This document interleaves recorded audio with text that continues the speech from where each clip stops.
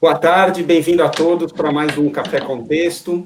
Em primeiro lugar, queria pedir desculpas pelo pequeno atraso que a gente teve aí, problemas técnicos, acontece de vez em quando, mas 9 minutinhos, desculpem-nos, e agora vamos tocar isso daqui.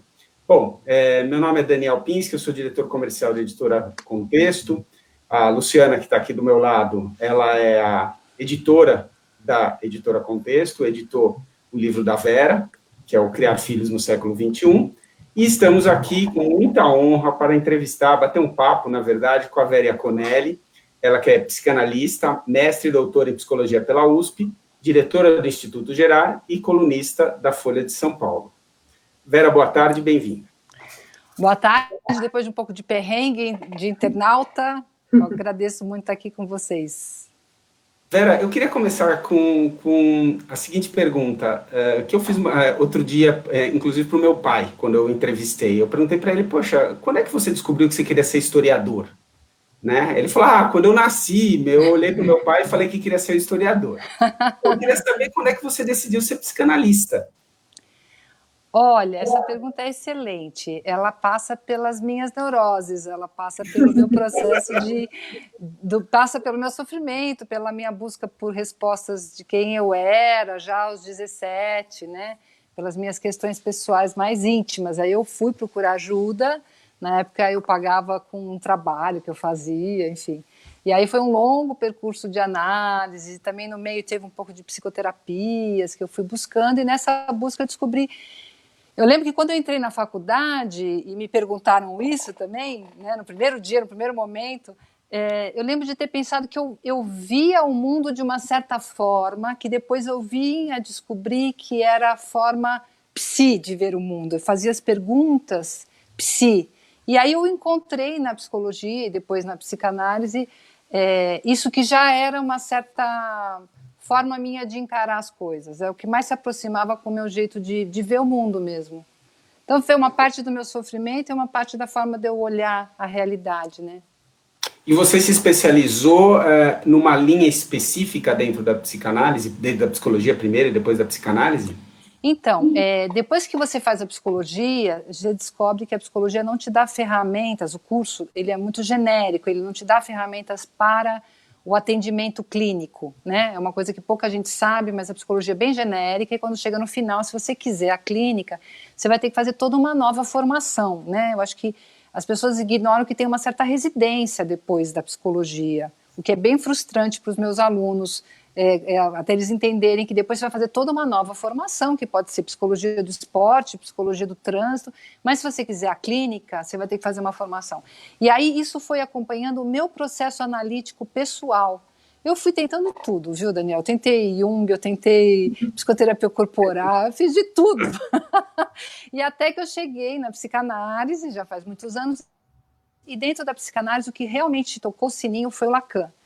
E aí eu fui por Lacan, e é onde eu realmente sinto que o Lacan tem algumas questões que afinam muito com a minha forma de entender a relação analítica, enfim. Aí eu fui para a psicanálise lacaniana, né?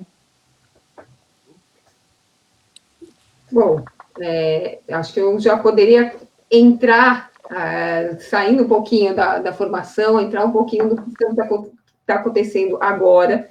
Tem muita gente falando sobre quarentena, sobre isolamento, e é engraçado que o seu livro, que foi publicado antes de tudo isso, trazia algumas coisas. Então, quando a gente foi formulando as perguntas, eu e o Daniel trocamos bastante figurinha, a gente percebeu alguns caminhos que já tinham a ver com o que, enfim, estamos vivendo agora, né?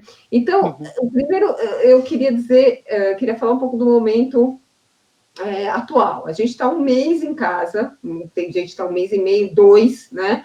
As crianças estudam, adultos estão trabalhando, tudo dentro de casa, né?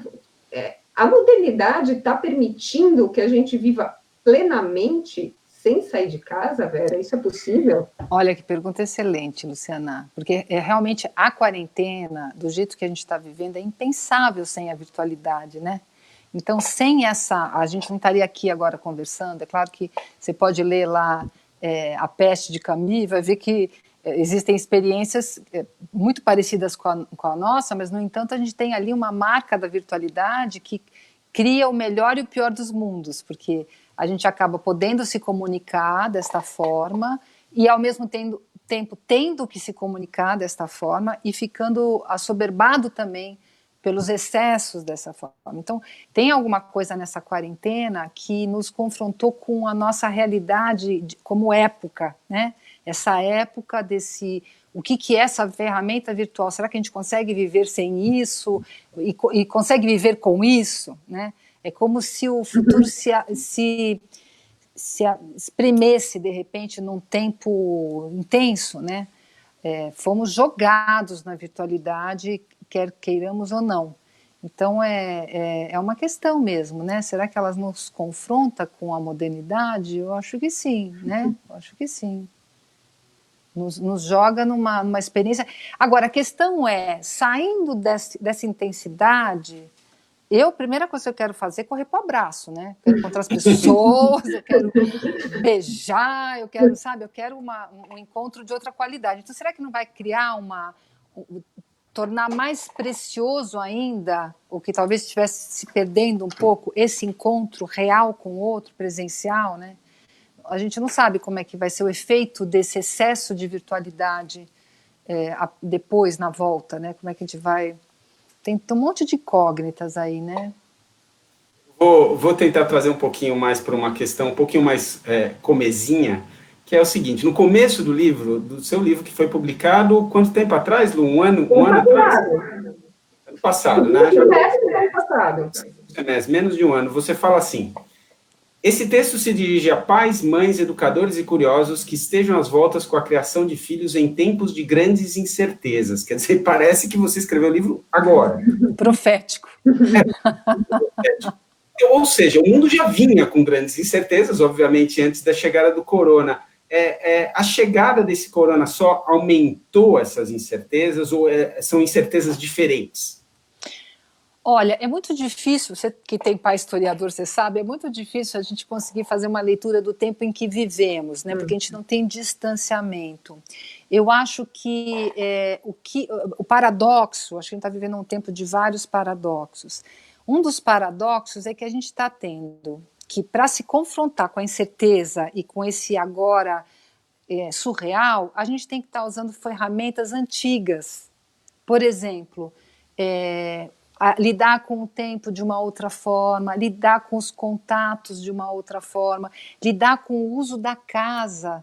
As pessoas já não ficavam mais em casa, né? Quer dizer, o lazer todo referido ao tempo, ao externo, ao fazer, essa coisa dos silêncios, dos tempos domésticos, das relações mais próximas. As pessoas estão fazendo, quer queira ou quer não, todas as refeições juntas. Que família que hoje faz todas as refeições juntas, né? Isso é uma coisa da família dos anos 50, que todo mundo sentava à mesa, tinha um outro tempo, porque não tinha uma busca por bens de consumo tão acirrada como a gente tem hoje. Então, o trabalho de uma pessoa da casa provavelmente dava conta. Hoje em dia, o trabalho de 2 pessoas, 3, não dá conta dos bens de consumo que a gente quer ter. Então, tem uma coisa de ter que descobrir algumas coisas que a gente já soube, ter que resgatar coisas antigas, do diálogo, do encontro, da presença, que está sendo muito interessante. Eu estou tendo que falar com pais e mães sobre coisas que a gente já soube na geração dos meus pais e que se perderam.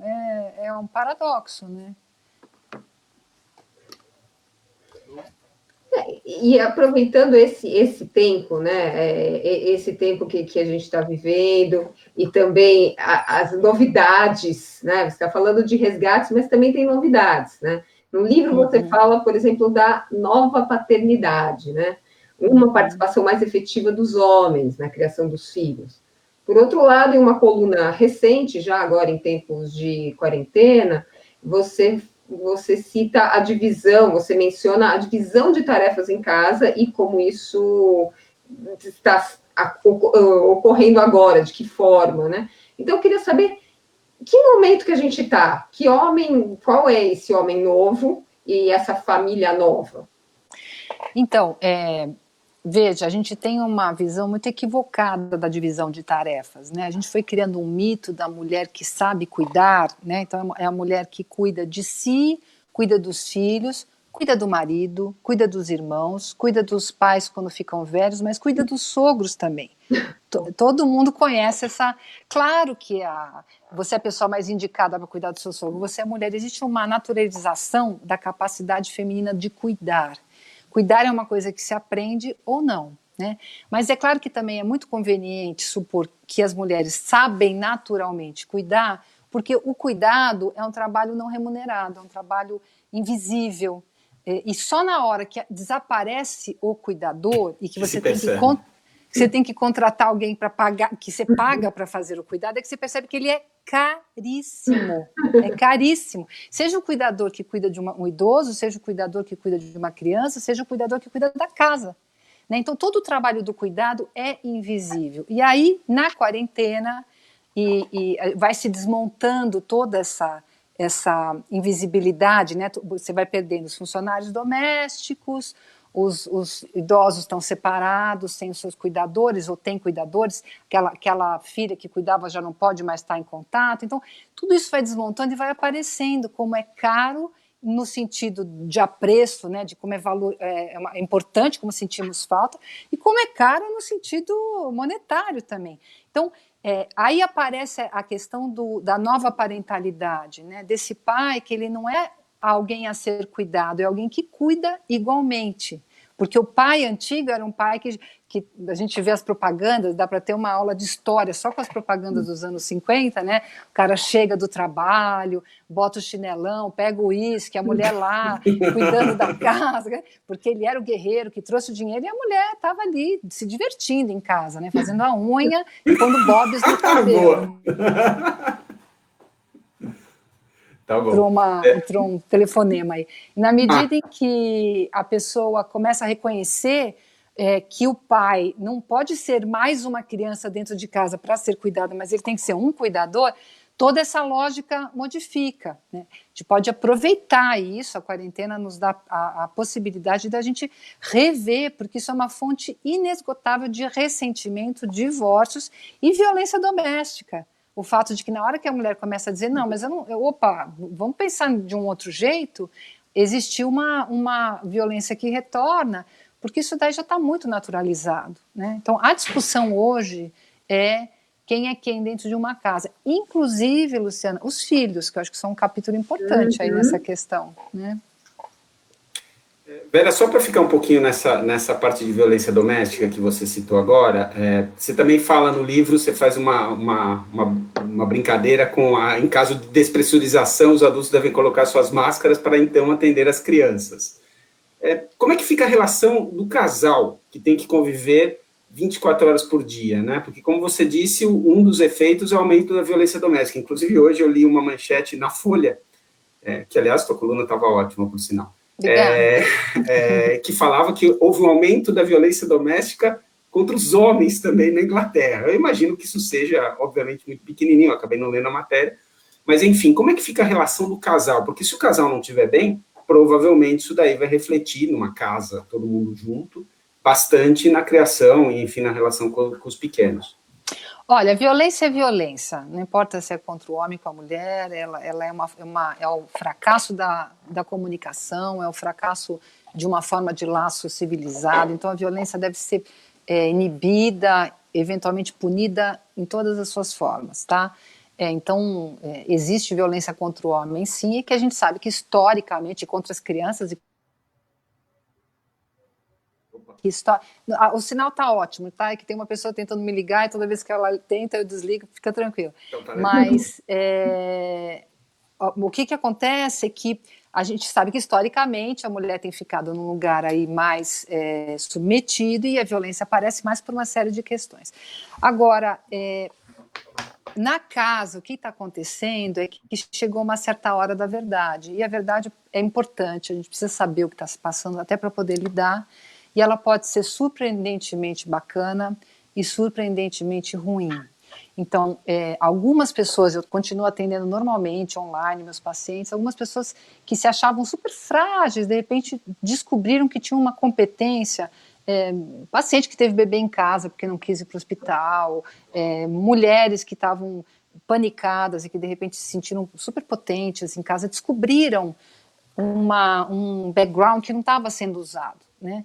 E pessoas que se sentiam muito potentes, fazendo CEO de empresa, de repente dissolvendo dentro de casa. Então, tem algo também de encontro consigo mesmo, quando você tira todas aquelas distrações do dia a dia, né? Você se sente potente porque você tem uma empresa cheia de funcionários, porque você vai na academia, porque você faz as suas coisas. Quando você perde todo esse chantilly, você tem que dar uma olhada para si mesmo. E nessa hora podem aparecer as melhores e as piores coisas nas relações. Então, outra estatística, né, foi o número de divórcios que aumentou muito na China, né? Então, algumas pessoas que conseguiam ainda no dia a dia disfarçar relações deterioradas, esse encontro acaba revelando, e outras pessoas puderam falar, não, olha, então tá péssimo, então agora a gente vai estar fechado aqui dentro, tipo um Big Brother, então a gente vai ter que resolver esse negócio.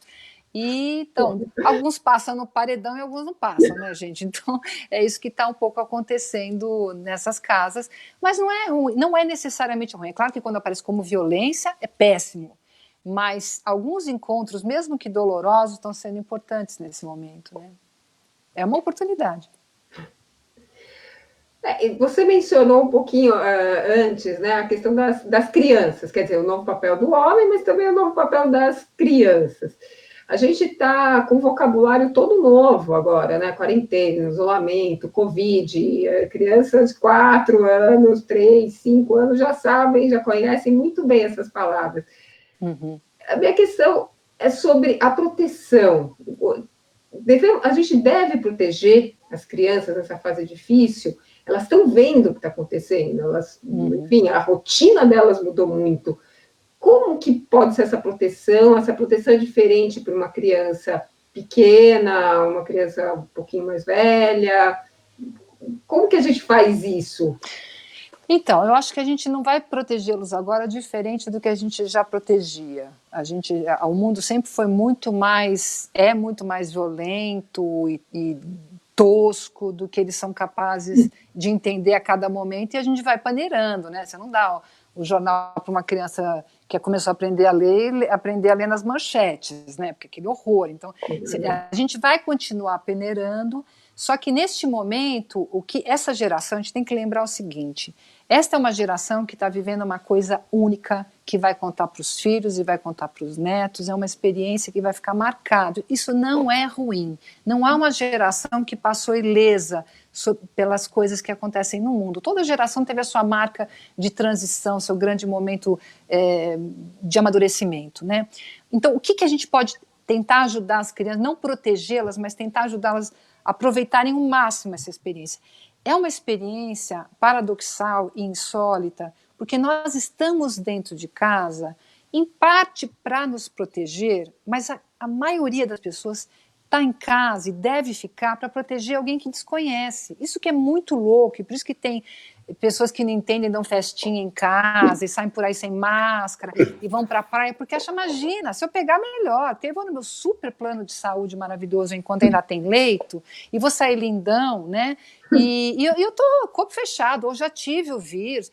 Gente, por isso que é tão difícil, porque é um primeiro momento, e para as crianças é muito importante pensar, eu posso me privar da escola, do parquinho, do meu avô, da minha avó, dos meus amiguinhos, em nome de alguém que eu nem conheço, porque não é direto, eu estou me privando de sair por causa do meu avô, você não sabe aonde que o vírus vai cair, é muito mais solidário, é muito mais virtual, eu acho que e para o Brasil, acho que ainda tem um a mais, que a gente não tem uma cultura, e aí seria bom também ouvir seu pai sobre isso, que eu acho que é isso mesmo, a gente não tem uma cultura solidária, historicamente. Nós não somos um povo pior nem melhor do que outro, mas a gente tem uma história de ainda não ter entendido o que é o bem comum. Então, quando aparece o vírus, e você tem que pensar nestes termos, quem somos enquanto país, quem é o meu vizinho, será que eu vou cuidar do outro? Isso dá um reverter. Então, olha a oportunidade que a gente tem de coisas que a gente deve expor às crianças, a esta lógica solidária, a esta lógica do bem comum, a esta lógica de um perigo comum. é a hora de expor as crianças a aprenderem a pensar nos outros. Isso para o Brasil é a lição que falta, né? O que os historiadores, meu pai costuma falar bastante também, é que no Brasil o Estado veio antes da nação, quer dizer, então a gente teve um Estado primeiro e a nação depois. Então, por ter isso, quer dizer, a gente não se entende como uma nação realmente, e talvez por isso também que não tenha tanto essa coisa de solidariedade. Quem sabe, e você vem escrevendo isso um pouco, essa oportunidade faz com que a gente, como nação, enquanto nação, mude um pouquinho essa tecla, né? A gente está vendo um pouco mais de doações, a gente está vendo um pouco mais de solidariedade entre os vizinhos, etc. Quem sabe, né? Eu costumo ser otimista. Eu também, eu faço essa aposta. Então, só continuando na coisa das crianças, você falou numa live que eu assisti, acho que foi na Folha de São Paulo, que a gente está enfrentando uma maratona e não uma corrida de 100 metros, né? Eu sou corredor. E eu sei que quando eu saio para uma prova de 10 quilômetros, eu vou num determinado ritmo, e na de 42, que é a maratona, eu vou no outro ritmo. Então, como é que a gente faz para lidar com medo, e principalmente com a ansiedade disso? Quer dizer, porque você está saindo na corrida, você sabe que são 10, então você fala, putz, dá para ir em tal ritmo. Se você não sabe qual é a distância, fica muito difícil lidar com essa ansiedade. E como não passar isso para as crianças? Olha, tudo que se passa na quarentena pega a gente com a questão do tempo, né? Como a gente administra o tempo. E a gente tem administrado o tempo fora da quarentena, o tempo em geral, com muita ansiedade, né? As crianças já estão, o cursinho, eu tenho uma filha que está se preparando para medicina, o cursinho no Brasil, por exemplo,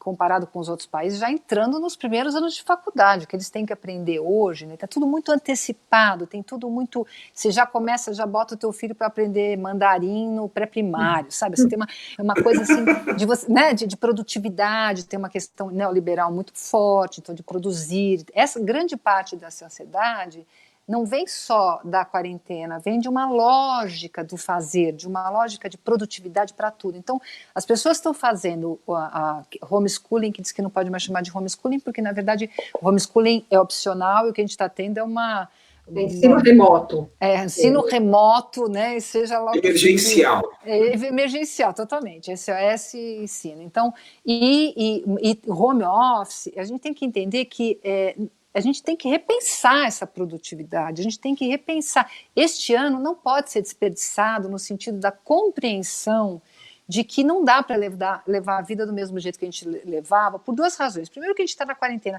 e segundo, porque a vida que a gente levava era insana, né? A gente tem que começar a repensar o que a gente chama de produtividade, porque o consultório está cheio de pessoas produtivas infartadas, deprimidas, dormindo e acordando à base de remédio. Então, quer dizer, o que a gente está produzindo em nome de uma produtividade? Então, a ansiedade da gente não passa só por situações bem concretas, bem reais, como é que fica a minha empresa, como é que fica meu salário, que são reais, mas passa também por de uma fantasia de poder fazer com que este ano seja igual a um ano onde não tem o Covid. Não dá. Este é um ano do Covid, esse é o ano de baixar expectativas, tanto de produção quanto de ganhos, e se você sobreviver a ele, está ótimo. É isso que a gente tem que pensar, né? Baixar um pouco essa trave, porque qualquer meta que seja, vou passar por esse ano como se nada fosse, puro delírio psicótico, né? Então, negação absoluta, né? Então essa ansiedade, na sua visão, essa ansiedade que não veio com o Covid, quer dizer, ela pode ter, enfim, sido reforçada, tal, mas ela não veio com o Covid, ela também provavelmente impacta muito nas crianças, quer dizer, a instabilidade emocional dos pais acaba afetando muito o dia a dia das crianças. Isso, perfeito. Porque aí tem algumas outras questões, né? Eu vou fazer um contraponto nisso que eu falei. Tem muita gente que sentiu um tremendo alívio pela diminuição da demanda. Porque com a quarentena você pode falar, isso eu não posso fazer mais. Por que já não falava antes da quarentena? Por que precisou uma quarentena, o risco de morte, uma comoção social para falar, não, eu não quero fazer isso, tá? Desculpa, eu não gosto de, sei lá, almoçar todo domingo na casa da minha sogra, ou fazer esse trabalho que até paga, mas é péssimo, ou nem paga e é péssimo. Enfim, as pessoas também começaram a sentir, ufa, eu me livrei de algumas coisas que eu não tinha coragem de me livrar e o Covid levou. Então, é interessante isso. Outra coisa, eu queria linkar essa ansiedade das crianças com a ansiedade dos pais. Aí eu vou voltar para aquela história dos anos 50, né? Então, quando, assim, a geração que antecede essa é uma geração cheia de qualidades e defeitos. A nossa é cheia de qualidades e defeitos, como toda geração de pais. Então não adianta dizer, antigamente era melhor. Bobagem, nostalgia é uma bobagem. Tem ganhos e perdas e a gente só tem que saber quais eles são para poder administrar melhor. Esta é uma geração de pais muito atentos, muito próxima, muito íntima dos filhos. Isso é legal. Mas é uma geração que acha que tem que ser... como chama? Entreter os filhos, tem que ficar oferecendo para os filhos o tempo todo, que não pode dizer não, que imagina que o cara está entediado, ele não está fazendo nada. Daí que ele está entediado, e daí que ele não está fazendo nada. A gente imprime nos filhos uma produtividade também e se obriga a ser meio companheiro de brincadeira dos filhos. Não é esse o papel dos pais. Quem teve filho para brincar, provavelmente teve uma infância com pouca brincadeira, né? Porque depois que você brincou bastante na infância, aquelas brincadeiras, elas vão virando trabalho, elas vão virando criação, elas vão virando outras coisas. Não é todo mundo que está afim de sentar no chão e brincar de boneca, gente. E tudo bem se você tiver mais de 20 anos, tá? Mais de 15 anos. Não tem nada de errado com você, porque você é adulto. Quem gosta de brincar de boneca, geralmente são as crianças. Se você quiser sentar para brincar de boneca, também está ótimo. Não tem problema nenhum. Mas isso não pode ser uma suposição de que essa é uma obrigação dos pais e coitado que eu falei para ele se virar e eu não fui brincar com ele. Não, vamos resgatar uma coisa que tinha, eu brinco que é um dispositivo que tinha nos anos 60, que era o quintal, que era um lugar onde a gente se enfiava, não podia voltar até tal hora para não atrapalhar a casa, e que ninguém queria saber o que estava acontecendo lá. E a gente brincava, era só isso que estava acontecendo lá. A gente se machucava, a gente brincava, a gente aprontava. Mas tinha essa possibilidade da criança ter privacidade, aprender a brincar sozinha. E a gente criava.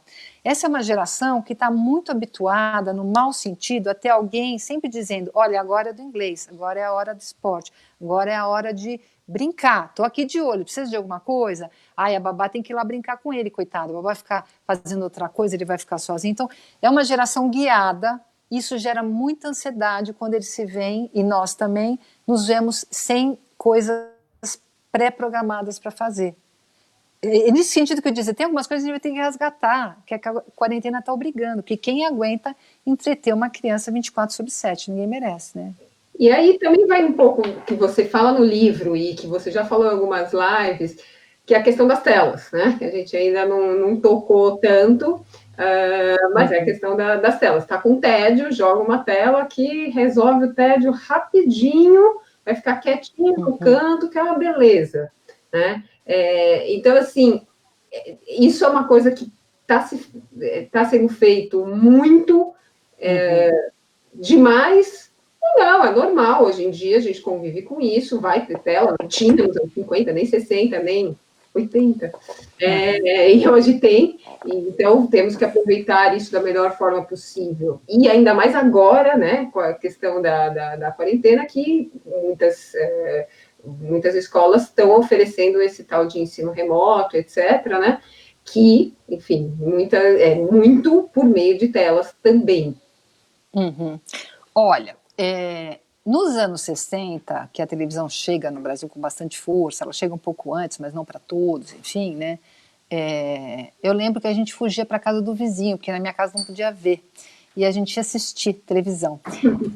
E também existia essa preocupação de que a TV era a caixa de fazer maluco e ninguém ia mais sair da frente da televisão. E tem casas onde a TV fica ligada direto mesmo, não importa se tem alguém assistindo ou não.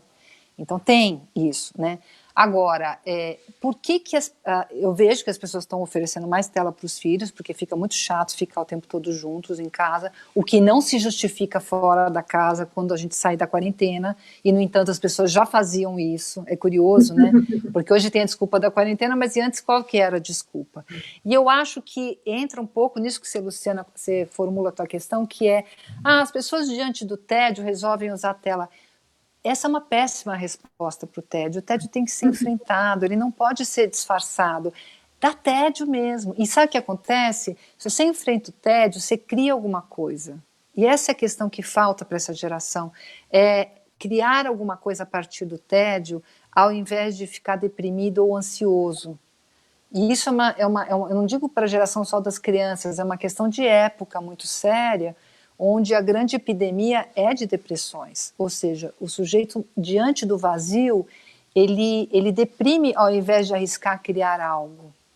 Né? Então, é uma hipótese bem interessante que a gente tem trabalhado, que a Maria Rita Kell trabalha em O Tempo e o Cão, que é um livro que ganhou Jabuti, é maravilhoso. Ela vai falando de uma depressão muito própria da modernidade, que é de tudo oferecer para as crianças, não conseguir lidar com o vazio, com a ausência do que fazer a priori, e o sujeito se atrapalhar todo e deprimir, porque ele não sabe de onde que ele tira esse movimento para sair do tédio. Uhum. Né? Aí tira a tela dele, quer dizer, a preocupação maior, se tiver um apagão de internet, aí que nós vamos voltar para os anos 50 mesmo e vamos ter que se virar. Mas é inimaginável um apagão de internet. Mas por quê? Porque quem tiver alguma coisa, mais mudo interno para produzir coisas, ficar menos assustado com o vazio, vai produzir coisas. E quem ficar muito assustado pode fazer um sintoma em vez de produzir coisas, né? Ainda pegando um gancho em relação a como os pais se sentem, eu queria falar de uma experiência pessoal que talvez outras pessoas também enfrentem. Eu tenho 2 filhos, um de 12 e um de 8, cada um em uma escola. Uma das escolas, ela conseguiu fazer essa passagem para o ensino emergencial remoto. Bonitinha essa expressão. Muito bem. Então, ele tem aulas, né, o de 12, ele tem aulas, ele tem relacionamento com os professores, etc. Em compensação, a outra, há 6 semanas e continua assim, é difícil, não entra os links, nada funciona direito, os professores não estão, infelizmente, preparados, minimamente preparados, não existe. Como é que você lida com a escola? Nessa relação complicada, porque claro que eles estão enfrentando um desafio enorme, mas como eu tenho uma experiência de uma que está enfrentando, indo muito bem nesse desafio, e a outra está indo muito mal, dá para perceber que dá para ir bem, ou pelo menos razoavelmente bem. Como a gente enfrenta esse desafio? É engraçado que ao invés de eu ouvir você falar que elas estão em 2 escolas, eu ouvi que elas são 2 escolas, o que também é verdade. Cada filho é uma escola pra gente. Não tenho a menor dúvida. Eu acho que eu tenho repetido muito as séries, viu? Eu tenho repetido de ano, mas enfim. Agora, eu tenho falado, eu tenho chamada mesmo para falar com os professores, né, em grupos fechados de professores, de pais, de várias escolas que eu gosto muito. E o que tem acontecido, assim, realmente, algumas escolas estavam preparadas, são poucas, e as outras não estavam no cardápio, né? Não eram, e a gente nem pode cobrar, porque não é, eu não pus meus filhos numa escola virtual, eu pus meus filhos numa escola presencial, e aí a escola teve que em uma semana se organizar, e nem todos foram, por uma série de relações técnicas, mas também pessoais, se organizar. Então, eu acho que esta é a hora que os pais precisam, vou precisar de um apoio técnico aqui, porque eu estou sem Fio. Vamos ver. Não, sem bateria. Sem bateria, bom, sem bateria. Sem bateria, vamos lá, eu acho que a gente consegue mais um pouco. Porque eu não estava contando com o celular, tá vendo o que é? Você tá vendo o que é uma questão técnica? Mas isso mostra como a gente é capacitado, a gente tem um monte de jeitos de improvisar e resolver todos os problemas enquanto eles vão aparecendo. Exatamente. Aqui eu vou dando, para a gente exemplificar o que a gente estava querendo dizer, né? A prática do dia. A gente vai dando um jeito aqui, né? Para conseguir continuar conversando. Então, eu acho que a gente tem que conversar com as escolas, mesmo, Daniel, assim, o que eu tenho nesses encontros, o que eu tenho pleiteado é uma conversa franca entre escolas e pais, para que a gente não se penalize tanto, não penalize tanto as crianças e não penalize tanto a escola, né? E só vai dar para fazer isso conversando. E conversando sobre o quê? Sobre o fato de que a escola não vai ser igual, né? Agora a gente vai tentar uma manobra bem arriscada. Certo. Pronto. Bateria garantida, fones caem, porque ou entra uma coisa ou entra outra. Então, o que acontece aí? Né? Então, tem que ter um diálogo inédito entre escola e pais e crianças. E outra, às vezes não é bem a escola, às vezes é a própria criança também que tem pouco jogo de cintura, porque, veja, a gente criou um formato para todos e não existe para todos em nada. Então, às vezes uma criança é mais safa, às vezes uma criança sente mais falta do presencial, e é de se esperar que os pequenininhos sintam bem mais falta do presencial, porque eles têm uma coisa mais orgânica, né? Uhum. Então, mais de corpo mesmo.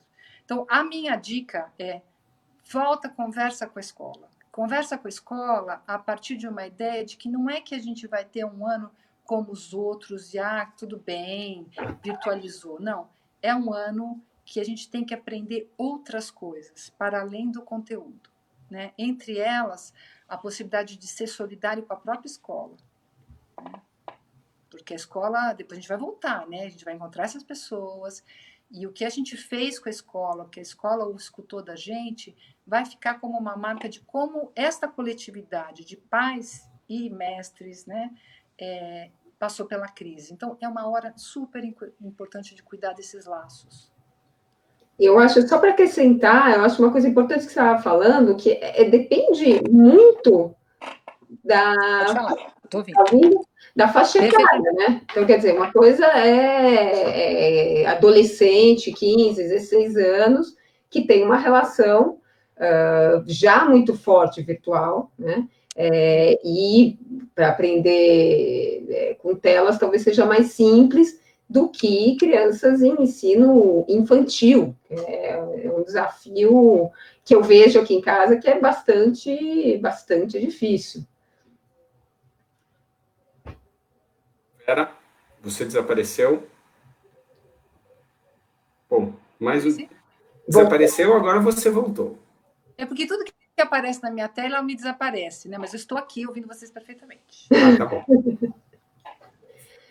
Não, então, é diferente, é uma experiência, inclusive as crianças bem pequenininhas, os pais estão pensando em tirar, porque então estão pagando, e a criança não está aproveitando, porque a mãe não consegue fazer a rotina, e realmente para algumas pessoas não dá para fazer essa rotina, né? Só que depois a escola talvez não continue se não pagar, é difícil, são negociações difíceis agora, né? De como cada um pode pensar nos outros nesse momento ou não, né? Então, mas é uma experiência difícil para algumas crianças, a virtualidade, né? Vai ter que ser pensado caso a caso, porque a virtualidade foi para todos e não existe nada que seja que funcione para todos, o que não é demérito de ninguém. Acho que fala mais de uma certa, às vezes, do estilo, às vezes. Lu, você quer fazer mais uma pergunta emendando nessa, ou posso fazer uma pergunta do público aqui? Não, pode fazer. A Gabriela está perguntando, Vera, pode comentar sobre a diferença desse movimento de TED e depressão entre as classes sociais? Olha, Gabriela, eu não saberia te dizer em termos de estudos, assim, exatamente desse recorte, mas a gente sabe, por exemplo, que a depressão em situações de vulnerabilidade social é muito grande. Se a gente pegar, por exemplo, a depressão que acomete depois do nascimento de um filho, que a gente chama um pouco de depressão pós-parto, embora tenha um pouco de ressalvas nessa expressão, ela é em torno de 20%, em situações de vulnerabilidade social ela pode chegar até 50%. Então, a precariedade social, ela incrementa o risco de depressão. Não quer dizer que todas as pessoas que estão em vulnerabilidade estão deprimidas, inclusive porque existem outras formas de expressão de sofrimento, existem as fobias, as somatizações, né, surtos psicóticos, existem muitas outras formas de sofrimento, mas existe uma correlação importante entre a depressão e a vulnerabilidade social. Como a gente está vivendo isso agora na pandemia, aí eu já não saberia dizer que teria que ter estudos bem recentes, né? Não sei se foi mais por aí que ela perguntou, mas existe uma correlação importante entre a depressão e a falta de, enfim, recursos, né? Lu? Eu acho que tem uma outra pergunta aqui do público que é interessante. A Fernanda, ela pergunta como fazer as crianças ouvirem mais. Ela acha, segundo ela, que as crianças enfim, escutam pouco, a escuta é muito baixa. Bom, eu brinco que os pais, se eles ficam o tempo todo pegando no pé dos filhos, né, claro que vão virar música de elevador, né, que é aquela que você nunca prestou atenção, você ouviu, mas não ouviu. Então, a gente tem que também tomar um pouco de cuidado, ainda mais na quarentena, que o convívio é muito intenso, de se poupar até do contato em alguns momentos, porque ele é fonte de estresse também, né, você não tem muito para onde fugir. Eu recomendo, um pouco como psicóloga, um pouco menos como psicanalista, eu recomendo que os pais comecem a lutar por batalhas que valham a pena, sabe? Assim, o que vale a pena? Escovar o dente vale a pena, né? Talvez nem todo dia vai sair aquele banho, sabe? Assim, então, eu acho que tem... inclusive porque é uma situação de muito estresse, muito convívio, né? E pouca vazão, lutem pelas batalhas. Então, algumas coisas que para vocês são imprescindíveis, olha, tem que comer todo mundo junto e depois tem que escovar o dente. Eu acho que é uma hora importante, algumas coisas a gente elencar, mas ficar dando bronca por tudo, falando tudo o tempo todo, a criança também se desresponsabiliza, sabe? Ela fica alguém sempre de grilo falante e ela mesma não assume as responsabilidades dela. E emendando um pouco, não foi perguntado, mas assim, emendando um pouco, esta é uma hora que as crianças precisam começar a cuidar da casa também, em relação àquela questão do cuidar, né? Mas o meu filho quer brincar e eu tenho que lavar a louça. Bicho, então você dá uma panela para ele ali, você vai lavar a louça, dá um paninho e ele vai fingir que está enxugando. Ele vai puxar o lençolzinho dele todo zoado na cama e vai dizer que fez a cama. Ele vai pegar a meia suja e levar para lavar. Então, isso já dá para fazer com 4 anos de idade. E aí, isso vai incrementando.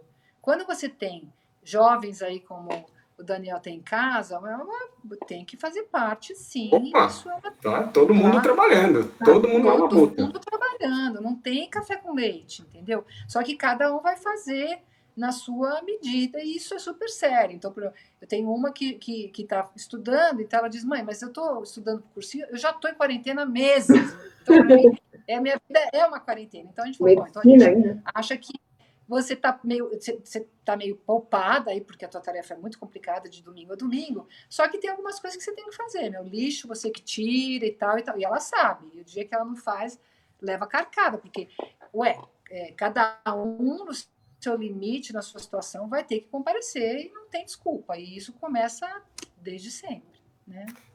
Então já continuando, imagino que você seja a favor de que as regras sejam flexibilizadas um pouco. Quer dizer, aquela criança que, sei lá, que podia ver televisão meia hora por dia, talvez agora possa ver 1 hora por dia, ou coisas que tais, né?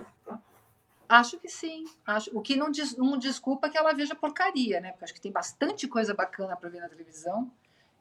Tem que fazer a curadoria. Os pais ainda têm que fazer a curadoria. Isso é super importante. Tem coisas bem legais na TV e tem muito lixo. Então, cabe, sim, tanto na TV quanto no computador, os pais fazerem a curadoria. Mas se você corta, olha, é tanto. É isso. É um pouco mais do que era antes, mas é tanto. Depois daqui, não tem nada programado, a não ser não me atrapalhar.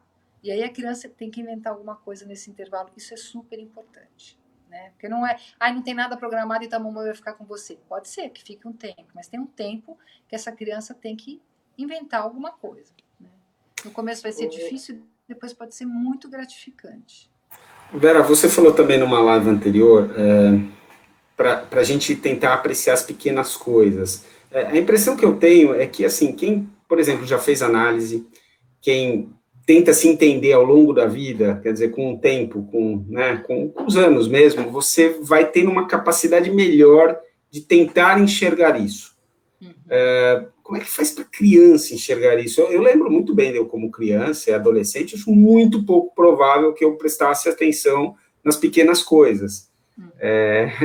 A Luciana conviveu um pouco comigo, né? Apesar dela ser muito mais velha. Apesar de ser 15 anos mais nova. Não parece, Lu, não parece. Mas, enfim. Achei que vocês viu? Obrigado, adorei essa, viu, Lu? Parecemos gêmeos. Um elogio para você. Então, como é que a gente faz para tentar passar essa importância das pequenas coisas para as crianças? Olha, educação é uma coisa que a gente oferece a fundo perdido, né? A gente não pode imaginar que essa gratidão vá vir agora, ou esse reconhecimento, ou essa sensibilidade a gente vai tendo a posteriori. Você vai olhando para trás e falando assim, nossa, como era legal, ai, como era legal, ai, como era legal, né? Assim, é sempre a posteriori. Por exemplo, agora a gente tem feito todas as refeições juntas e teve duas vezes que teve um desencontro. Eu estava atendendo, aí elas ficaram com fome e comeram antes, né? Meu marido tinha saído para atender um paciente que ele é dentista, então deu um desencontro. No jantar, a gente já estava sentindo falta. Aí falou, nossa, foi muito ruim o almoço hoje. Por que foi ruim? A comida foi ruim? Não, porque a gente não se encontrou. Quer dizer, olha que coisa, né?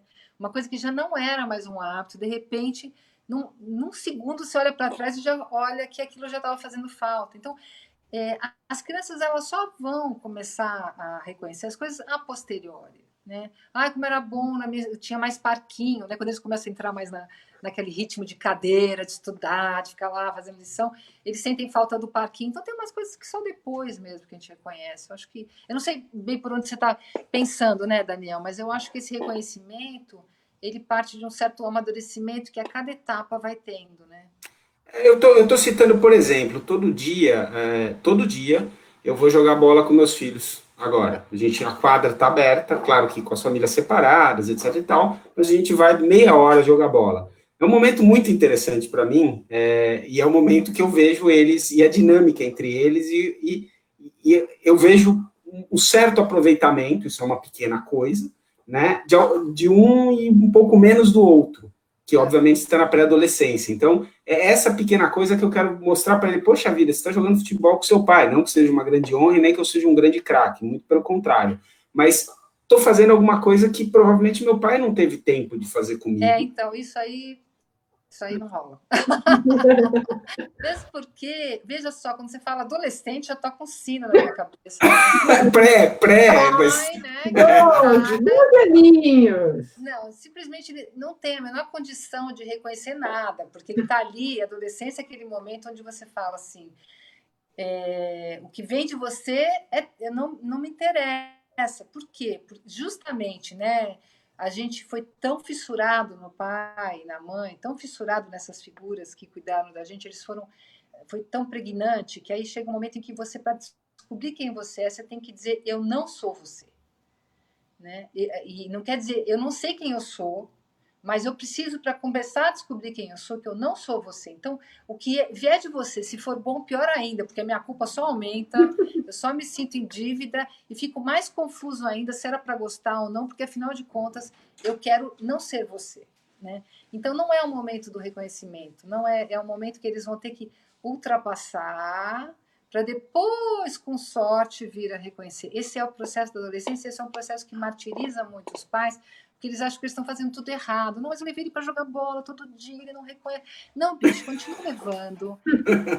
Continua, você está no teu papel. E ele está tão confiante, né? O adolescente confiante do amor dos pais, confiante de que ficou uma coisa legal lá, ele pode até fazer aquela cara de virar os olhinhos, porque ele sabe que ele tem crédito afetivo até para isso, e que isso não vai destruir a relação. Né? Que a relação de vocês é muito maior do que isso, então ele pode até bater porta, virar os olhinhos, fazer aquela cara super blasé, né? Então, quando você abraça, ele fica assim, e aí quando você tá super ocupado, ele pula e quer te abraçar, e você fala, filho, pô, não tem tempo, eu tô fazendo um negócio aqui. E aí ele faz aquela cara de que você tá rejeitando ele, é todo um jogo inconsciente, né? E o problema é que os pais ficam muito capturados nisso, muito magoados, e na verdade tá tudo certo. Por mais é duro, é chato. A gente adorava quando eles enchiam a gente de beijo, a gente achava que a gente era o máximo, ria das nossas piadas sem graça, mas chega uma hora que isso não acontece mais, a gente tem que lidar com o nosso narcisismo, porque essa hora faz parte mesmo de que a gente está fazendo tudo certo, e eles também, e depois, num certo momento, depois cai uma ficha de que sim. Agora, não pense que essas experiências de cuidar não ficam para a criança, ficam profundamente. Né? Todo esse cuidado, tudo que você fez para eles, vai fazendo epiderme, sabe? É uma coisa que fica assim. Só uma questão de ordem, desculpa, Lu, só uma questão de ordem. Vera, quanto tempo você pode mais ficar com a gente? Porque a gente já está quase 50 minutos, por mim, eu fico mais umas 2, 3 horas, mas eu imagino que você não possa. Eu acho Então, que a gente podia ficar mais alguns minutos, encerrar, talvez até, eu nem sei que horas são, mas tudo bem. são quase 5. Tá, eu tenho um compromisso a partir das 6, mas acho que a gente for até as 5 e Não, pouquinho. mais uns 15 minutos com a Então, gente por já conta de seria você. ótimo. Tá Ah, bom. então eu acho que tem uma questão interessante para linkar, porque você estava falando dessas mudanças, né? Quer dizer, até há pouco tempo, por exemplo, aqui em casa eu trabalho o dia inteiro fora, então meus filhos me veem em períodos limitados. Hoje eles me veem o dia inteiro, todos os dias, né? Como é que vai ser isso? Quer dizer, esse negócio de aproveitar os pequenos momentos que talvez a gente não perceba na hora, mas depois fica, etc. Mas como que vai ser? Como é que você acha que vai ser esse pós-quarentena, quando as pessoas, se tudo der certo, voltarem a ter o trabalho, voltarem a ficar o dia inteiro fora, as crianças, principalmente as pequenas, não os adolescentes que já querem se livrar um pouquinho da gente, assim, mas os menores, como é que eles vão ficar quando não tiver o pai e a mãe tão disponíveis como estão agora, né? Desculpa, só emendando. A Manu acabou de escrever. Observei que meu filho regrediu 7 anos. Seria uma forma de chamar a atenção? Acho que tem a ver com essa questão. Legal. Bom, Lu, primeiro, desculpa pelos gêmeos, mas eu não posso escolher entre vocês. Você sabe que aqui é a escolha de Sofia, né? Obrigado, mas eu fiquei feliz, tá? Pelo menos um ficou feliz. Mas, enfim, eu acho que a gente fez um luto, está fazendo um luto das coisas perdidas a partir da quarentena, mas também a gente vai acumulando um monte de experiências legais. E na volta, a gente vai fazer o luto dessas experiências legais também. Está sempre fazendo luto.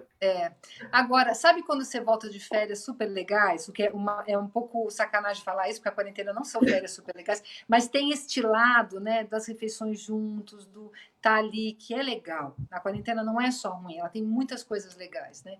E uma das coisas parece um pouco aquela intimidade das férias, se alugar uma casa pequena e ficar todo mundo junto, e de repente você volta e você sente falta. E essa falta é legal porque você pode promover um esforço a mais para se encontrar, que talvez não seja no dia a dia do trabalho, mas fins de semana mais próximos, ou tentar conciliar mais refeições, que a gente sabe que faz diferença nas relações, talvez a gente consiga ser mais cuidadoso com o nosso tempo, que já é muito precioso, mas talvez fique mais precioso o tempo com a família. Isso seria um ganho maravilhoso da quarentena. Agora, com relação... mas tem um luto a ser feito, com certeza, né? Agora, com relação à criança de 7 anos que regride, claro que caso a caso, mas a gente também regrediu, né, gente? Então, não precisam ficar tão assustados com o que acontece com as crianças, porque não é muito diferente do que acontece com a gente. Então, a gente regrediu, a gente comendo pra caramba, tá bebendo mais, tá mais condescendente com a aparência, com tudo. Então, isso também são formas regressivas. Tem gente que está dormindo mais, tem gente que está se drogando mais. São formas regressivas também de ser autocondescendente e também de tentar se compensar. Então, as crianças também fazem. Agora, 7 anos tem um pequeno detalhe interessante, né?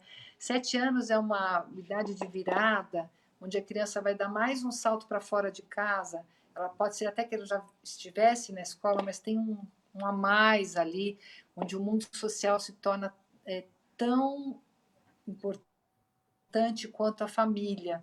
Inclusive, é uma época de pesadelos, que a criança sonha que os pais vão morrer ou morreram, sonhos com morte, sonhos com perigo iminente, porque é na hora que cai uma ficha que a criança já consegue, já tem um pouco mais de maturidade para pensar a questão da morte já uma volta a mais, né? Com mais complexidade. Então, aí o Covid aos 7 anos pode imantar um pouco essa fantasia de ficar órfão, que é um clássico aí dessa época, né? Ficar órfão e as pessoas morrerem. Então, enfim, mais uma dessas fases para a gente elaborar questões da humanidade que a gente não escapa, né? Vera, Nossas questões, né? mais uma pergunta aqui da Beta, também bem operacional, vamos dizer assim. Quando a criança não quer mais fazer as atividades que a escola está propondo, e eu emendo uma da Dulcineia, que é um dos filhos dela não quer voltar mais para a escola, e ele tem 5 anos. Olha, ainda tem tem muita coisa para acontecer até ele voltar para a escola. É legal tentar entender se ele não quer voltar para a escola ou ele, justamente o que a Luciana estava falando, não quer mais voltar para aquela rotina onde via poucos pais. Então, não é hora para pensar nisso, vai demorar para ele voltar para a escola. E aí, quando chegar nessa hora, dá para conversar com calma, né? Da escola presencial, eu estou entendendo, né? Sim, Agora, é a escola presencial. Presencial. Agora, a escola virtual, ela precisa ser pensada caso a caso e conversado, se é a rotina. Obrigada, estou pedindo um copo d'água aqui para minha filha. Se é a rotina, o que sentar com essa criança e falar o que para ela tá tão difícil, o que tá ruim, o que dá para adaptar, dentro daquela ideia de a gente vai ter que fazer grandes adaptações, baixar grandes expectativas e negociar caso a caso, né? Não dá para responder assim genericamente, mas a resposta passa pela criança, pelos pais e pela escola, conversarem juntos o que pode estar acontecendo, né? Mas eu vou dar uma dica que eu percebi pelo relato dos pais. Como a escola para os pequenininhos está muito intermediada pelos pais, muitas vezes sem perceber, a criança aproveita disso para se desincumbir, para se desresponsabilizar, né? Para deixar, a mãe corre atrás, o pai corre atrás para a criança entregar a lição, quando antes quem fazia isso era a criança, agora tem alguém como se dissesse uma bucha de canhão. Os pais têm que tomar muito cuidado para deixar muito claro que, embora estejam ali para ajudar no uso da ferramenta, a relação é da criança com o professor e a responsabilidade da criança, e ela deve satisfações ao professor, e não ao pai, e não à mãe, né? Então, essa é uma dica, porque a criança pode também estar fazendo um jogo de empurra de responsabilidades, tá? Isso. Vocês são espertos, esses moleques, né? Essas molecada esperta. Não, o que a gente mais ouve é, assim, a gente dizendo que as crianças não querem fazer as atividades. Eu não quero. Como se, a partir de uma determinada idade, eles pudessem ter essa opção. Ninguém fala assim, você não pode, você não quer ir para a escola hoje? Então não precisa, né? Mas isso a partir de uma determinada idade. Nos mais novos, né, a gente ouve também isso, né? Assim, tem 4, 5 anos, ainda está no infantil. Não quero fazer. E aí eu ouço várias respostas, né, de colegas. Você, não, eu não deixo, não quer, não faz, porque também depois isso recupera. Eu prefiro deixar as regras mais abertas nesse momento, né? Não é que são atividades gerais, não é que a pessoa vai perder conteúdo no G5, né? Então, e tem gente preocupada com isso. Meu filho não vai aprender a ler agora. Assim. Então, mas aí você mesma vai botando, assim, depende desse. Eu acho que tem um critério absoluto que a partir de uma certa idade, até pela lei, as crianças precisam estar na escola, então não depende do critério da cabeça dos pais, que vai para a escola ou não, é uma coisa, é um direito e um dever dos pais inserir a criança em algum tipo de escola, né? Então, isso aí não é negociável, tirando um caso muito específico, uma criança que está doente, enfim, não vamos entrar aí no mérito das possibilidades, das coisas que impediriam uma criança de fazer o ano letivo, né? Mas tem que ir. Então tem que ir para o virtual também. E aí a gente vai tentando ver o que está impedindo e tentando ajudar nesse momento excepcional, tá? Agora, os pequenininhos, você vai ver que muitas vezes são pais que dizem: hoje ele está com muito sono, não vou acordar ele para ir para a escola, porque a escola tem mais um caráter recreativo para aqueles pais, para aquela criança, do que de fato a escola, que é aquela introdução, né, numa formação própria para se tornar um adulto habilitado a estar no mundo. Então, esse critério também pode funcionar aí, sabe? Não, para algumas crianças é pura recreação, para aquela família é pura recreação. Agora, ele tem que saber que depois, se ele quiser retomar, provavelmente a criança vai ficar meio por fora. Aí tem que ser uma questão de uma decisão familiar mesmo. Eu acho que não cabe alguém de fora dizer: olha, teu filho de 4 anos tem que ficar na escola, né? Porque às vezes é totalmente contraprodutivo no virtual, às vezes não está sendo legal. Então, é caso a caso, sim, e é diferente a própria implicação da escola, da criança na escola, né? não vai afetar a vida dela. Isso é uma verdade. Agora, o pai e a mãe podem achar que é importante e aí eles sustentam isso daí. Como eu digo, brigar por brigas que para aquela família são fundamentais, né? Então, não ficar brigando por tudo. Se para você a escola aos 4 é fundamental, tenta sustentar isso daí o máximo possível, negocia com a criança, negocia com a escola, né? Mas eu acho que a partir de um certo momento não tem mais negociação. Vera, eu acho que a gente já está chegando ao final. Só queria fazer uma perguntinha final. A gente já falou um pouquinho antes, mas só para a gente talvez aprofundar um pouquinho mais a tua visão. Você acha que a gente vai sair dessa, a gente, enquanto, não vamos nem falar enquanto nação, eu vou expandir um pouquinho mais, enquanto civilização, um pouco menos consumista, prestar mais atenção no meio ambiente, enfim, prestar mais atenção no outro, que a gente falou da questão da solidariedade no começo. Quer dizer, você é otimista ou não? Olha, eu tenho esse defeito de ser otimista, mas eu sou uma otimista. Eu também.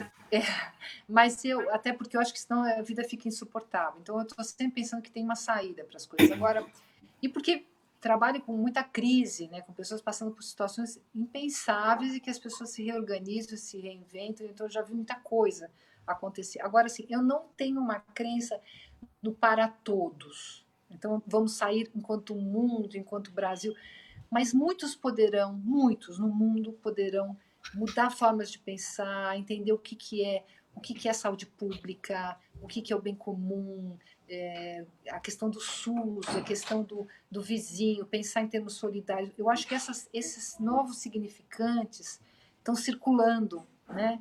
E isso é super importante. Então, acho sim que algumas pessoas vão ter uma consciência bem diferenciada e acho que alguns avanços importantes virão. Mas o mundo é o mundo e a gente, como eu digo sempre, a gente está sempre enxugando o gelo, mas tem que enxugar o gelo. A diferença é que a gente não pode parar de fazer esse movimento em prol do bem comum. Então, eu aposto nisso aí. Vera, queria agradecer muito a sua presença. Você quer deixar algum contato? Se alguém quiser entrar em contato direto, suas redes, alguma coisa assim? É meu nome, é Vera Iaconelli. Quem tiver interesse, procura aí. Queria super agradecer o convite de vocês. É uma delícia poder conversar, apesar de estar tão longe. E vocês são sempre muito adoráveis e muito agradáveis. Muito obrigado. O livro da Vera está sendo vendido na Amazon nesse período que as livrarias estão fechadas, tanto no físico quanto no digital, quem tiver interesse. E a gente vai ter o Café com Texto na próxima quinta-feira com o Leonardo Sakamoto, às 16 horas, para quem quiser acompanhar. Convidada também para participar, Vera. Convidados. Vou assistir, que bárbaro. Tá bom? Muitíssimo obrigado, Vera. Foi um prazer. Obrigada, Vera. Tchau. Tchau.